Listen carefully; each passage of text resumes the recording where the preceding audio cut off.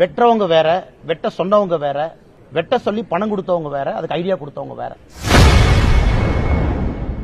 Armstrong கொள்ளையின் பின்னணியில் இருப்பவர்கள் யார் என்பதை கண்டுபிடிக்க வேண்டும் என பாஜக மாநில தலைவர் அண்ணாமலை செய்தியாளர் சந்திப்பில் பதிலளித்துள்ளார்.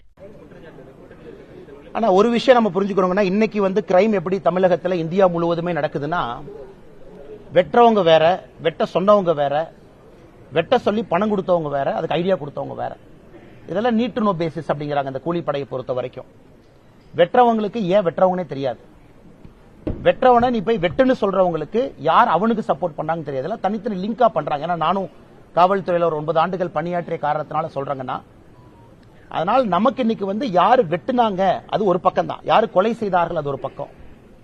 அது அந்த காலத்துல ஒருத்தருக்கு பர்சனல் பகை இருந்துச்சு செஞ்சாங்க, அது வேற. இன்னைக்கு வெட்டுற நிறைய பேருக்கு ஏன் வெட்டுறோம்னே தெரியாம வெட்டுவாங்க. ஏன்னா அவங்களுக்கு அது ஒரு அசைன்மெண்ட்.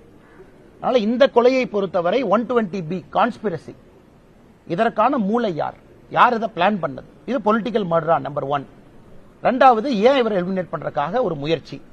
இன்னைக்கு பத்திரிகை நண்பர்கள் நீங்க டிவியில போடுறீங்க, 5 முறை 6 முறை செக் பண்ணாங்க, முடியல, 7வது முறை தான் இதை வெட்டியிருக்காங்க, கொலை பண்ணிருக்காங்க அப்படின்னு. அப்ப இன்டெலிஜென்ஸ் டிபார்ட்மெண்ட் ஒரு ஆம்ஸ்ட்ராங் போன்ற ஒரு தலைவர் இருக்கிறாங்க அப்படின்னா, எப்பவுமே இந்த நுண்ணறிவு பிரிவு ஒரு கவனம் வச்சிருக்கும். அதுக்காக தனித்தனியா ஒரு பொலிட்டிக்கல் பார்ட்டிக்குமே தனித்தனியா ஆபீசர்ஸ் இருக்காங்க, கண்காணிக்கிறாங்க. அவங்களுக்கு அது தெரியும். குறிப்பா அந்த ரவுடியை மானிட்டர் பண்ற டிவிஷன் இருக்கு. அப்படி இருக்கும்பொழுது எப்படி அவங்க தப்பு பண்ணாங்க, இதெல்லாமே போனை டேப் பண்றாங்க, பல இடத்தை பாக்குறாங்க, கோர்ட்டை மானிட்டர் பண்றாங்க. அதனால என்னை பொறுத்தவரைன்னா சுருக்கமா சொல்லணும்னா, நான் சொல்வது வெட்டுனது யார், யார் வெட்ட சொன்னாங்க, சப்போர்ட் பண்ணது யார், கான்ஸ்பிரசிக்கு மூளை யார், இதற்கு தலைவர் யார், இந்த எல்லாருக்கும் பதில் வரணும். ஒரு 6 பேர்த்த நான் சரண்டர் ஆயிட்டாங்க, அதோட கேஸ் முடிஞ்சது, இம்பார்ட்டன்ட் இல்லைங்கன்னா அது நத்திங். பின்னாடி இருக்கக்கூடிய அந்த கருவியை இயக்குனது யாருன்னு நீங்க கண்டுபிடிக்கிறது தான் முக்கியம். அது இந்த கேஸ் நடக்கணும். மேபி அதைத்தான் மற்ற தலைவர்கள் சொல்லியிருக்கலாம். அதே நடத்த செய்திகளை உள்ளது உள்ளபடி தெரிந்து கொள்ள ரெஃப்ளெக்ட் நியூஸை சப்ஸ்கிரைப் பண்ணுங்க.